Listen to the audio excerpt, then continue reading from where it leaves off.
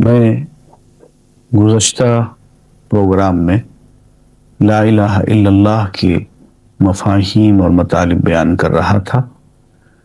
میں نے عرض کیا تھا کہ لا الہ الا اللہ میں بنیادی طور پہ 5 مفاہیم ہیں۔ پہلا ہے لا معبود الا اللہ، دوسرا لا محبوب الا اللہ، تیسرا لا متصرف فی العالم الا اللہ، چوتھا لا مرجو الا اللہ، اور 5واں لا مخوف الا اللہ۔ میں نے پہلے 2 کی کچھ مختصر سی شرح بیان کی تھی۔ لا معبود الا اللہ کہ اللہ کے سوا کوئی عبادت کے لائق نہیں، اور میں نے عرض کیا تھا کہ عبادت سے مراد اطاعت اور محبت ہے۔ دوسرا میں نے عرض کیا لا محبوب الا اللہ کہ اللہ کے سوا کوئی محبوب حقیقی نہیں، اصل محبوب اللہ کی ذات ہے، وہی ہماری منزل ہے، وہی ہمارا ہدف ہے، وہی ہمارا سب کچھ ہے، ہمیں اسی کی طرف جانا ہے، وہی ہمارا محبوب ہے، وہی تمام محبتوں اور چاہتوں کا مرکز ہے۔ کسی سے محبت ہے تو اسی کی خاطر، کسی کو دینا ہے تو اسی کی خاطر، دیتے دیتے رک جانا ہے تو اسی کی خاطر۔ آج ہم بقیہ 3 مفاہیم پہ کچھ توجہ دیں گے۔ تیسرا مفہوم ہے لا متصرف فی العالم الا اللہ کہ کائنات میں اصل تصرف صرف اللہ کا ہے، اللہ کے سوا کوئی اور فاعل حقیقی نہیں ہے۔ جیسے کہ ہم نے قرآن مجید میں قل کل من عند اللہ، اے نبی ان کو بتا دو کہ اس دنیا میں جو کچھ بھی ہوتا ہے سب اللہ کی طرف سے ہوتا ہے۔ اللہ لہ الخلق والامر، اس بات کو یاد رکھنا کہ پیدا بھی اسی نے کیا ہے اور پیدا کرنے کے بعد تدبیر بھی وہی کرتا ہے، امر بھی اسی کا چلتا ہے، حکم بھی اسی کا ہے۔ ان القوت للہ جمیعا کہ قوت ساری کی ساری اللہ کے لیے، اسی کی ہے۔ حد یہ ہے کہ حضور اکرم صلی اللہ علیہ وسلم اور آپ کے صحابہ نے غزوہ بدر میں جب داد شجاعت دی اور کفار قریش کو شکست ہو گئی تو یوں کہا گیا وَلَمْ تَقْتُلُوهُ وَلَكِنَّ اللَّهَ قَتَلَهُ، سمجھتے ہو کہ تم نے قتل کیا ہے؟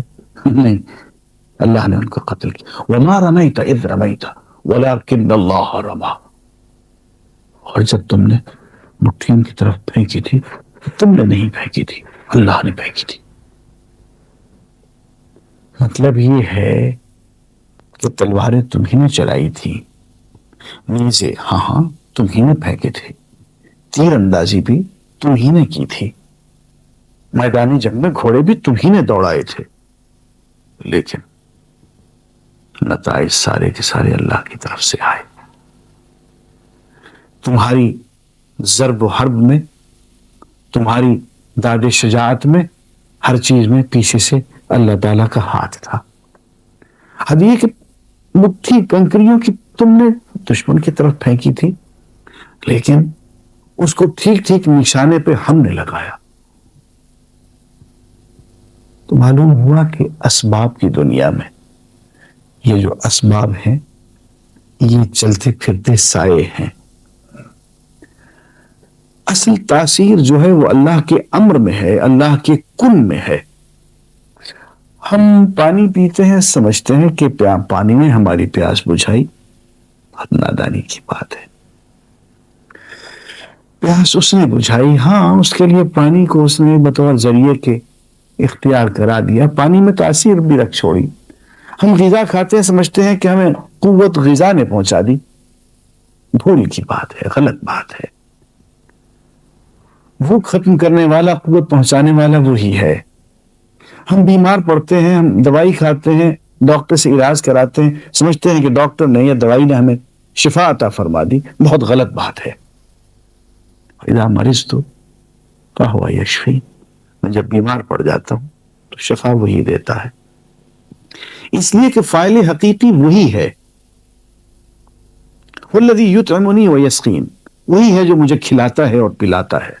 وَإِذَا مَرِضْتُ فَهُوَ یشفین، میں جب بیمار پڑ جاتا ہوں تو وہی مجھے شفا عطا کرتا ہے۔ تو معلوم ہوا کہ اصل قوت، اصل تصرف اللہ تعالیٰ کے پاس ہے۔ اس دنیا میں جو کچھ بھی ہوتا ہے اس کے کرنے سے ہوتا ہے، وہی فاعل حقیقی ہے۔ تمام اسباب کو پیدا کرنے والا اور تمام اسباب کے اندر تاثیر رکھنے والا، غذا میں تاثیر رکھنے والا، پانی میں تاثیر، دواؤں میں تاثیر رکھنے والا وہی ہے۔ یہی وجہ ہے کہ اللہ کا بندہ اسباب کی تلاش تو کرتا ہے لیکن اسباب پہ بھروسہ نہیں کرتا۔ بھروسہ وہ اسباب کو پیدا کرنے والے پہ کرتا ہے۔ وہ اسباب کو اس لیے اختیار کرتا ہے کہ اللہ نے اس کو حکم دیا ہے کہ اسباب کو اختیار کر لو، لیکن بھروسہ اس کا اسباب پہ نہیں ہوتا ہے، مسبب پہ ہوتا ہے، اسباب کو پیدا کرنے والے پہ ہوتا ہے۔ اور اس کے پیچھے یہ عقیدہ کام کر رہا ہوتا ہے کہ لا متصرف فی العالم الا اللہ، کہ اللہ کے سوا اس جہان میں اور کوئی تصرف کرنے والا، فاعل حقیقی نہیں ہے، اصل کام کرنے والا وہی ہے۔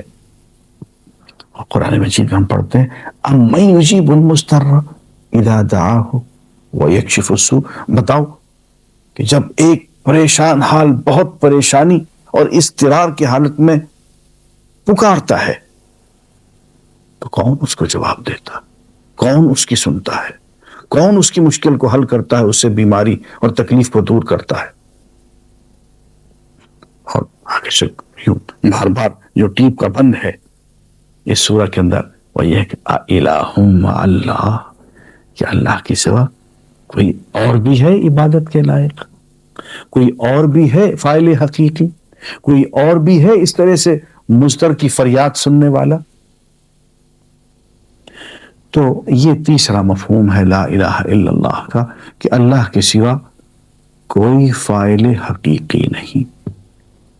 چوتھا مفہوم، اور چوتھا مفہوم جو ہے وہ تیسرے مفہوم کی کورولری ہے، اس کا منطقی نتیجہ ہے، لا مرجو الا اللہ، اللہ کے علاوہ، اللہ کے سوا کوئی بھی اس قابل نہیں کہ اس سے امیدیں باندھی جائیں۔